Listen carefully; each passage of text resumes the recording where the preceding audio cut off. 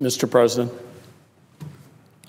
Mr. President, I would ask consent to vitiate the quorum call. Without objection. Thank you, Mr. President. Mr. President, today I rise to express my long-standing concerns about the Patriot Act, and in particular Section 215, which is set to expire on June 1. A major use of this section, the bulk collection of Americans' phone records, has just been ruled illegal by the United States Court of Appeals for the Second Circuit. If we didn't already have enough concern about reauthorizing Section 215, this decision should raise alarm bells. And yet the majority leader is asking us to act quickly to reauthorize this law unchanged for another 5 years.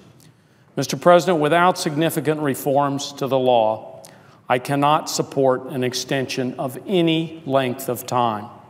And I urge my colleagues to listen to the court and listen to the numerous oversight groups from within the administration and the millions of citizens who are saying that Congress needs to rethink whether this program is violating our rights in the name of keeping us safe. You know, Ben Franklin was very fond of saying, "Those who give up liberty in the name of security deserve neither." That's where we are today. Congress passed the Patriot Act over a decade ago after the 9/11 terrorist attacks. Our nation was devastated. Our security was at stake. But this legislation was hasty, it was far-reaching, and it undermined the constitutional right to privacy of law-abiding citizens. It still does. I have made my opposition clear over the years since 2001. The major advocates of this law, primarily former President Bush and his key national security officials, used a potent combination of fear and patriotism to drive this bill through. I was one of only 66 members to vote against the Patriot Act in the House of Representatives. I also voted against the reauthorization of the Patriot Act in 2006 and the FISA Amendments Act of 2008. In 2011, I once again opposed the extension of 3 controversial provisions of the Patriot Act: roving wiretaps, government access to any tangible items, such as library and business records, and the surveillance of targets who are not connected to any identified terrorist group. Back in 2001, I said on the House floor that I was unable to support this bill because it does not strike the right balance between protecting our liberties and providing for the security of our citizens. I went on to say, the saving grace here is that the sunset provision forces us to come back and to look at these issues again when heads are cooler and when we are not in the heat of battle. And that is exactly what we should do.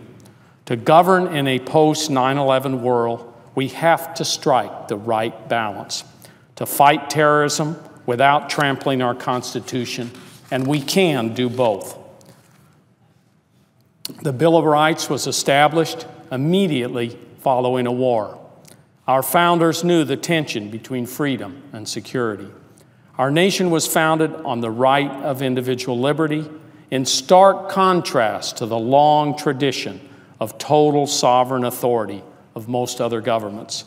I strongly believe we should not force through a reauthorization of the Patriot Act without a hard look at the long-term ramifications of the law. We must look at how the law is being used for things like the collection of all Americans' phone records, and we must consider whether that use is necessary to keep us safe, and whether it is in line with the constitutional rights we are sworn to uphold. Mr. President, I urge our colleagues not to be swayed by the false argument that this provision must be reauthorized urgently, that we will be vulnerable to attack if we let it expire. Another false argument. Here is the reality. This provision is being used to sweep up the phone calls of all Americans across this country. Yet there is zero conclusive evidence it has kept us safe from attack. What we do have, however, is ample evidence that the Patriot Act Section 215 has been used to violate the privacy of everyday Americans. I believe it has violated the Constitution. I certainly agree with the Federal Court of Appeals, which last week ruled that bulk phone records collection goes far beyond what Congress intended when the law was passed. We have a decade of hindsight. Let's be honest in this debate and let's be thorough. The entire law bears careful scrutiny. Senators Lee and Leahy have introduced the USA Freedom Act to reform the law while reauthorizing the expiring provisions. I commend their efforts, but I think we can go even further. The House also overwhelmingly passed its version of the Freedom Act just yesterday. It deserves Senate consideration. Congress has a duty for robust oversight to ensure real constitutional privacy rights are upheld. I've pushed for this from when I was in the House. I advocated then for the creation of the Privacy and Civil Liberties Oversight Board, or also called PCLOB. In June 2013, after details about NASA's bulk collection program were made public, I led a bipartisan call for the PCLOB to conduct an independent review. Their review assessed the impact of NASA's Stein program on Americans' constitutional rights and civil liberties. The board concluded what many Americans have feared. One, the Stein program is an unconstitutional intrusion on their privacy rights. And two, it has almost no impact on safety. The board's oversight role is crucial. Its independent evaluation of Section 15 demonstrates why. It has an important job and it requires more support so it can do its job.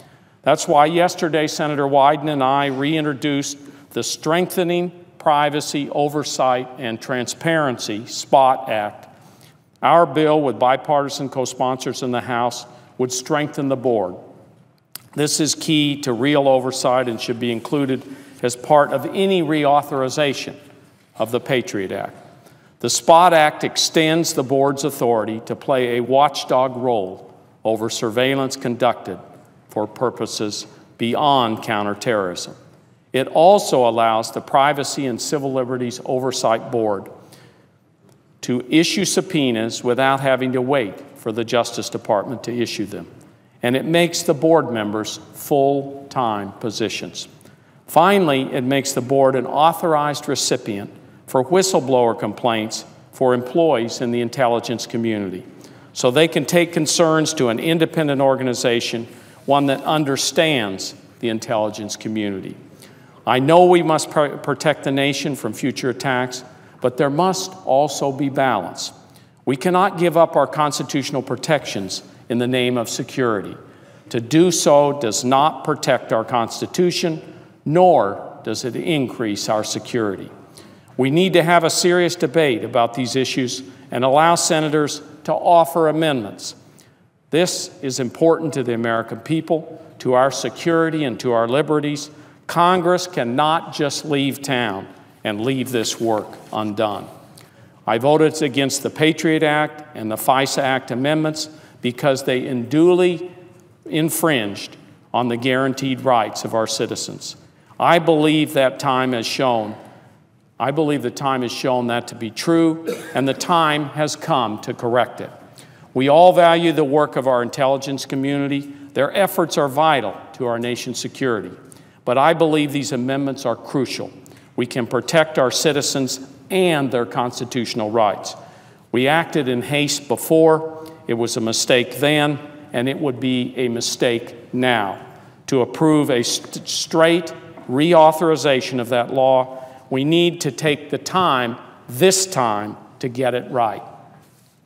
Thank you, Mr. President. And I see Senator Wyden's on the floor, so I yield the floor.